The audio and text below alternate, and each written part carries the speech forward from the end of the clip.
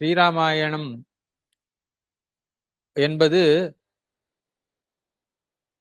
பல வகையான அர்த்தங்களை நமக்கு எடுத்துரைக்க வல்லது. சாம்பிரதாயிகமான பற்பல அர்த்தங்களை நாம் தெரிந்து கொள்ளும் வண்ணம் அமைந்திருக்கக்கூடிய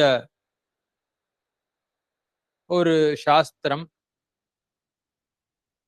கீழே அகம் வேத்மிங்கிற ஸ்லோகத்தாலே வேதாந்தார்த்தம் சொல்லப்பட்டது.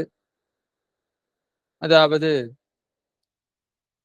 எம்பெருமானானவன் பெருமை உடையவன், வேதத்தாலே சொல்லப்பட்ட ஏத்தமுடையவன், அளவிடப்பட முடியாதவனாக இருக்கக்கூடியவன், நினைத்தது நடத்தவல்ல ஆண் பிள்ளைத்தனம், வீரியமுடையவன், சௌரியமுடையவன் என்னெல்லாம் சொல்லப்பட்டது. அப்படிப்பட்ட பரத்துவமுடைய